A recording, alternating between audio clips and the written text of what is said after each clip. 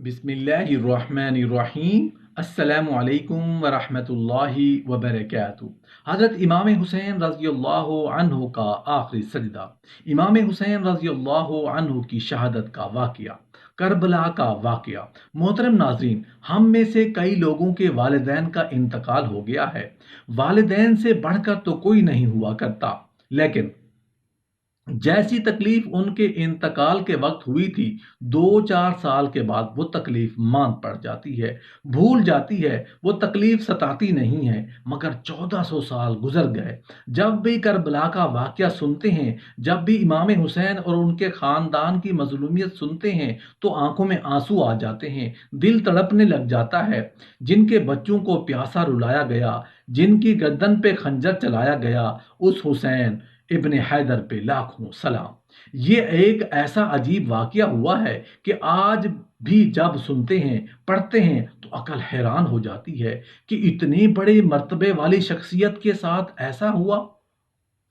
क्या वो अंधे हो गए थे? क्या उन्हें समझ नहीं थी कि हम किन पर जुल्म कर रहे हैं? नबी पाक इमाम हुसैन को कहा करते थे, ये वो मेरा बेटा है जिसके लिए मैंने अपने बेटे को कुर्बान किया है। मेरे आका फरमाया करते, हुसैन मुझसे है और मैं हुसैन से हूँ। ऐ लोगो, हुसैन पर कोई मुश्किल वक्त आ जाए और ये तुमसे मदद तलब करे तो उसका साथ देना, क्योंकि ये जन्नत के जवानों का सरदार है। मेरा खून है, मेरी औलाद है। लेकिन अफसोस, अभी रसूलुल्लाह सल्लल्लाहु अलैहि वसल्लम की रहलत को थोड़ा वक्त ही गुजरा था कि करबला के मैदान में एक तरफ 9 लाख का मजमा था, तो दूसरी तरफ वो हुसैन जिसको अल्लाह के रसूल अपने कंधों पर सवार करते थे। इमाम हुसैन रजी अल्लाह अन्हु अपनी नाना की उम्मत से बार बार कहते, क्यों मेरा रास्ता रोका? ऐ लोगो, पहचानो मैं तुम्हारे नबी का नवासा हूँ। क्यों 3 दिन से मेरे बच्चों को प्यासा रखा है?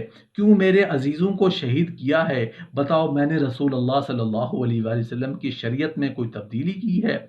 किसी इंसान का हक खाया है? किसी इंसान पर जुल्म किया है? इतने में फौज यजीद एक आवाज़ में कहने लगी, ऐ हुसैन, हम सब तो तुझे तेरे बाबा अली रजी अल्लाह अन्हु के बुग़्ज़ में कत्ल कर रहे हैं, ताकि यजीद हमारी झोलियां दौलत से भर दे।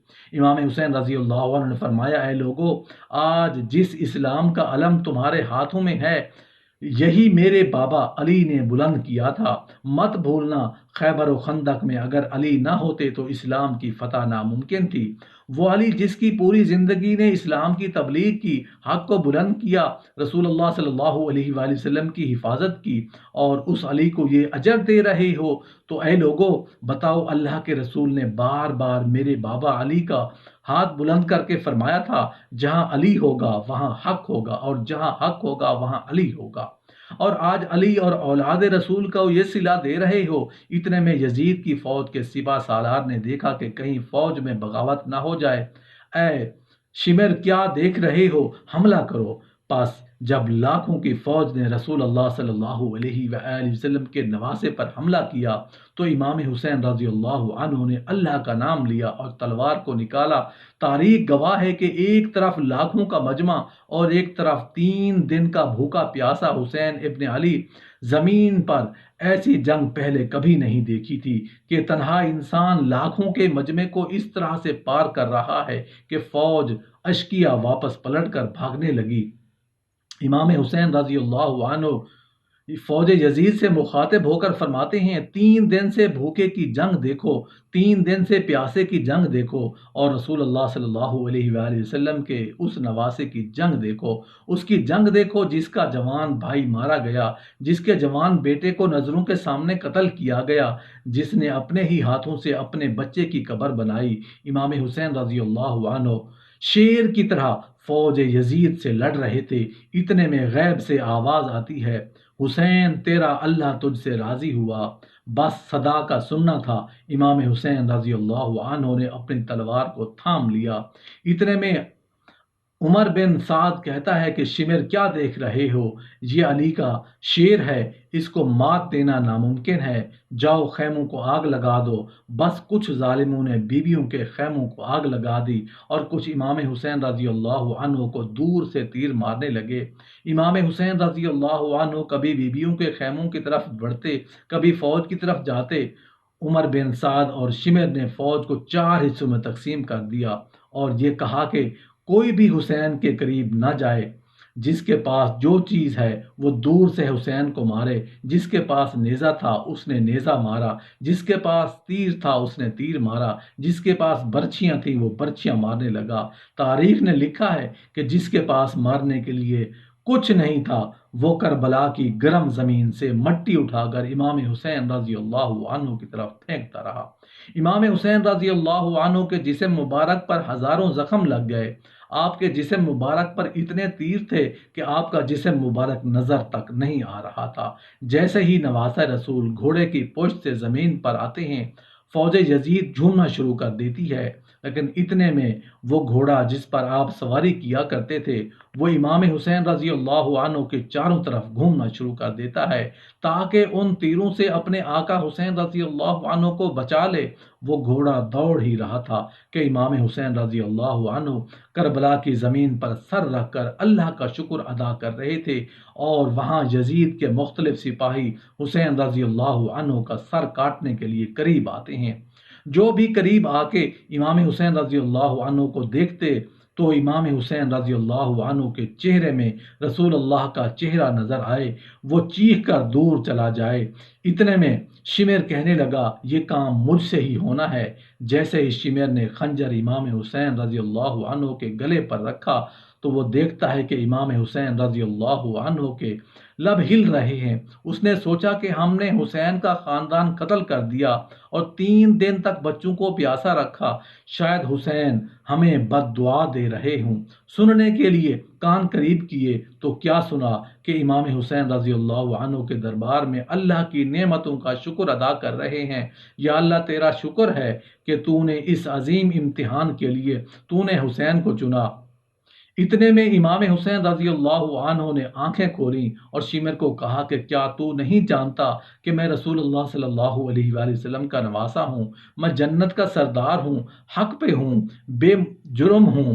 شمر نے کہا ہاں مجھے معلوم ہے۔ پھر آپ نے فرمایا کیوں قتل کر رہے ہو؟ شمر نے کہا تاکہ یزید میری جھولی دنیا کی دولت سے بھر دے۔ شمر امام حسین رضی اللہ عنہ کا گلا کاٹتا رہا۔ فوج یزید مسلسل جھومتی رہی۔ امام حسین رضی اللہ عنہ کے سر قلم ہونے کے بعد سادات کو لوٹا گیا، بی بی سکینہ کو تمانچے مارے گئے، رسول اللہ صلی اللہ علیہ وآلہ وسلم کی نواسیوں کے سروں سے چادروں کو لوٹ لیا اور امام حسین رضی اللہ عنہ کے جسم مبارک کی توہین کرنے لگے۔ تاریخ نے لکھا ہے کہ امام حسین رضی اللہ عنہ کے جسم پر جو چیزیں تھیں ان کو لوٹنے لگے۔ اتنے میں ایک شخص امام حسین رضی اللہ عنہ کے قریب آیا۔ امام حسین رضی اللہ عنہ کے ہاتھوں میں ایک انگوٹھی پہنی تھی، اتارنے کی کوشش کی، وہ نہ اتری۔ وہ ظالم انگلی کاٹ کے انگوٹھی لے گیا۔ آپ کے جسم مبارک کو رسیوں سے باندھ کر گرم زمین پر ادھر ادھر پھیرا گیا۔ اتنے میں عمر بن سعد نے کہا اے شمر، حسین اس کے ساتھیوں کی لاش کا وہ حشر کرتے ہیں کہ رہتی دنیا تک کوئی بھی یزید کے خلاف آواز نہ اٹھائے۔ سب کے جسموں سے سروں کو کاٹ لو اور سب کی لاشوں کو پامال کر دو۔ زمین کربلا گواہ ہے، کہیں سے کوئی قبیلہ اٹھ کر آتا ہے اور کہتا ہے کہ ہم لاش کو پامال ہونے نہیں دیں گے، کہ بی بی ام لیلہ کا قبیلہ آ کر کہتا ہے ہم علی اکبر کا لاشا پامال نہیں ہونے دیں گے، کہیں سے بی بی رباب کا قبیلہ آ کر کہتا ہے کہ ہم علی اصغر کا لاشا پامال نہیں ہونے دیں گے۔ ایک ایک شہید کی لاش کو پامال ہونے والی جگہ سے ہٹائی گئی۔ تاریخ گواہ ہے کہ صرف رسول اللہ صلی اللہ علیہ وآلہ وسلم کا نواسہ کربلا کی گرم زمین پر پڑا رہا اور مغرب کے گھوڑے مشرق کی طرف اور مشرق کے گھوڑے مغرب کی طرف دوڑتے رہے۔ امام حسین رضی اللہ عنہ کا جسم پامال ہوتا رہا۔ امام جعفر صادق رضی اللہ عنہ فرماتے ہیں کہ میرا سلام ہو میرے اس غریب دادا پر جس کی لاش کو اس طرح سے پامال کیا گیا۔ ان کی دائیں پسلیاں بائیں پسلیوں کی طرف چلی گئیں اور بائیں پسلیاں دائیں پسلیوں کی طرف چلی گئیں، جن کا سینہ اور پشت ایک ساتھ ہو گیا۔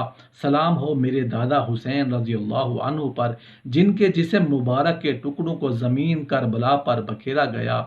یا اللہ پاک، جیسے تیرے پیارے نبی حضرت محمد مصطفیٰ صلی اللہ علیہ وآلہ وسلم نے تیرے دین کی سرکوبی کے لیے طائف میں پتھر کھائے، جسم کو لہو لہان کیا، آپ صلی اللہ علیہ وآلہ وسلم کے نواسے امام حسین رضی اللہ عنہ نے، آپ کے صحابہ نے، اہل بیت نے اور معصوم بچوں نے تیرے نام اور تیرے دین کو بلند کرنے کے لیے اپنے جانوں کا نذرانہ پیش کیا۔ یا اللہ، ہمارے دلوں میں دین کی محبت پیدا فرما، حق بات کہنے کی توفیق عطا فرما، رسول اللہ صلی اللہ علیہ وآلہ وسلم کا سچا پکا امتی بنا، آپ صلی اللہ علیہ وآلہ وسلم کے نقش قدم پر چلنے والا بنا دے، آمین یا رب العالمین۔